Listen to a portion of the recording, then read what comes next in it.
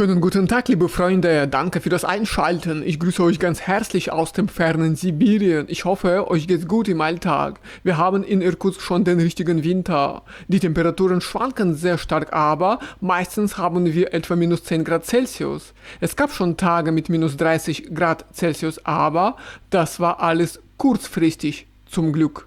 In diesem Video könnt ihr meinen Spaziergang sehen im Bezirk namens Akademisches Städtchen.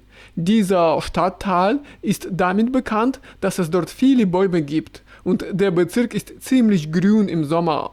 Das ist so eine ruhige Gegend. Dort leben sehr viele intelligente Menschen, die in wissenschaftlichen Einrichtungen arbeiten, die dort gelegen sind. Diesen Bezirk kann man zum Wohnen in Irkutsk betrachten, wenn man so einen Umzug vorhat. An dem Tag war es draußen minus 20 Grad Celsius, aber ich war warm genug angezogen und konnte meinen Spaziergang genießen. Wochenends gibt es draußen nicht so viele Menschen unterwegs. Die Menschen sitzen meistens zu Hause und ruhen sich von der Arbeit aus oder fahren einkaufen. Das Neujahrsfest steht schon vor der Tür und viele Familien bereiten sich auf das Fest vor. Man kauft die Lebensmittel ein oder die Geschenke für die Familie. Ich lade euch gerne ein, mit mir den Spaziergang zu machen und dabei möchte ich euch einige Nachrichten aus Russland gerne vorstellen.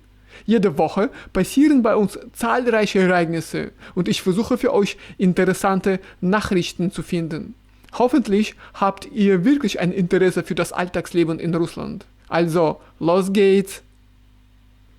Förderprogramm für junge Ärzte. Abgeordnete der Staatsduma aus der Fraktion Gerechtes Russland haben vorgeschlagen, ein föderales Programm mit dem Namen Zielgerichtetes ärztliches Zertifikat einzuführen. Im Rahmen dieses Programms sollen Absolventen medizinischer Hochschulen eine finanzielle Unterstützung in Höhe von 2 Millionen Rubel erhalten können. Der Fraktionsvorsitzende Sergei Mironov erklärte, dass junge Ärzte das Zertifikat erst nach einer Anstellung in einer medizinischen Einrichtung aktivieren können, die auf einer vom Gesundheitsministerium genehmigten Liste steht. Vorrangig sollen dabei Einrichtungen berücksichtigt werden, in denen ein akuter Ärztemangel besteht, insbesondere in ländlichen Regionen. Nach Angaben Mironovs wird die Summe nicht auf einmal ausgezahlt. Stattdessen soll über einen Zeitraum von 4 Jahren monatlich ein zusätzlicher Betrag zum Gehalt überwiesen werden. Dadurch werde eine stabile finanzielle Förderung der Arbeit in prioritären medizinischen Einrichtungen gewährleistet. Nach Ansicht des Politikers kann dieses Programm das Interesse junger Menschen an einer Tätigkeit im Gesundheitswesen deutlich erhöhen und zur Lösung des Fachkräftemangels beitragen. Die finanzielle Unterstützung solle zu einer Art Vertrauensvertrag werden. Der Staat investiert in Fachkräfte und junge Ärzte investieren im Gegenzug in das Gesundheitssystem. Steuervergünstigungen für Familien. In Russland werden ab dem 1. Januar 2026 zusätzliche Unterstützungsmaßnahmen für Familien mit Kindern eingeführt. Dies erklärte der russische Präsident Wladimir Putin während der Direktlinie, die mit der abschließenden Pressekonferenz kombiniert war. Der Staatschef kündigte an, dass Familien mit Kindern ab Anfang 2026 einen Anspruch auf einen Steuerabzug erhalten werden. Dabei geht es um die Rückerstattung eines Teils der gezahlten Einkommensteuer. Nach Angaben Putins sollen in Familien mit niedrigen Einkommen weniger als das 1,5-fache des Existenzminimums pro Person von den gezahlten 13% Einkommensteuer rund 7%, also der überwiegende Teil, zurückerstattet werden. Putin betonte, dass die bislang beschlossenen Maßnahmen zur Unterstützung von Familien mit Kindern noch nicht ausreichend seien. Die Regierung werde das System daher weiterentwickeln. Zudem forderte er die zuständigen Behörden auf, Lösungen zu prüfen, die verhindern, dass Sozialvergünstigungen bei steigendem Einkommen automatisch gekürzt werden. Goldexport nach China. Im November erreichte das Volumen der russischen Goldexporte nach China nahezu 1 Milliarde US-Dollar und stellte damit einen absoluten Rekord in der Geschichte des Handels zwischen den beiden Ländern auf.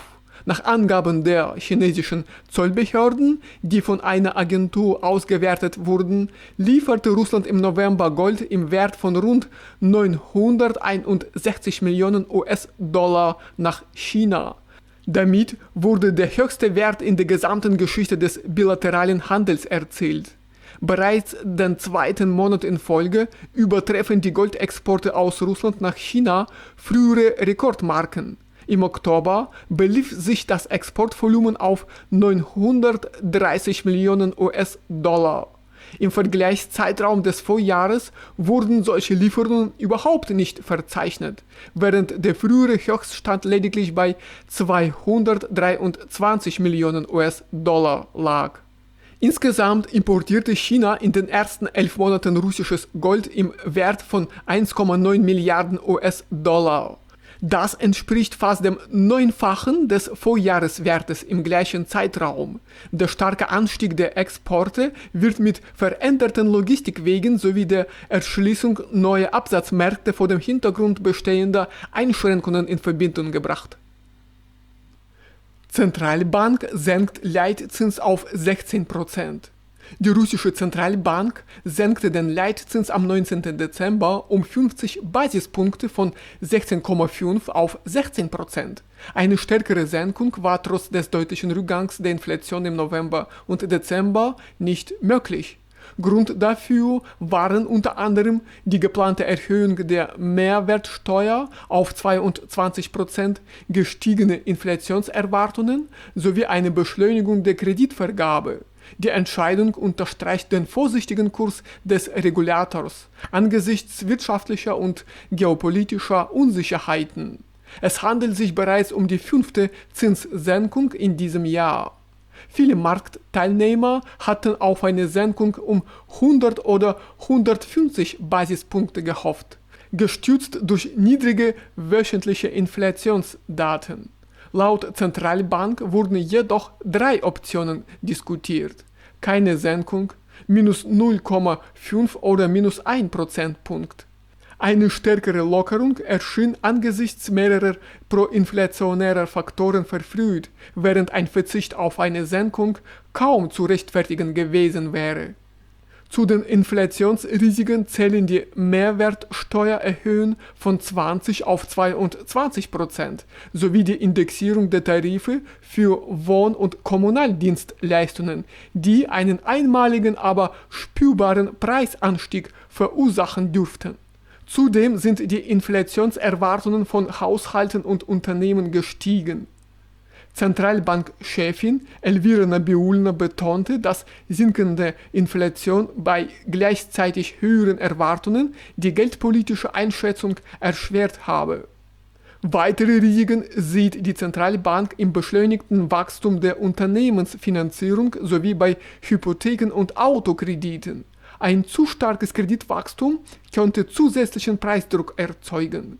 Konkrete Signale zu weiteren Zinsschritten gab die Zentralbank nicht. Künftige Entscheidungen sollen von der Stabilität der Inflationsverlangsamung und der Entwicklung der Erwartungen abhängen. Zinssenkungen im Autopilotmodus schloss Nabiullina ausdrücklich aus. Also, liebe Freunde, das war's von mir für heute. Danke für das Anschauen und Zuhören. Ich freue mich auf eure Fragen und Kommentare. Bei Gelegenheit beantworte ich eure Fragen ganz gerne, wenn sie das Leben in Russland betreffen. Auf jeden Fall wünsche ich euch alles Gute im Alltag und viel Erfolg bei der Arbeit.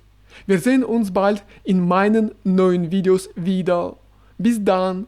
Tschüss.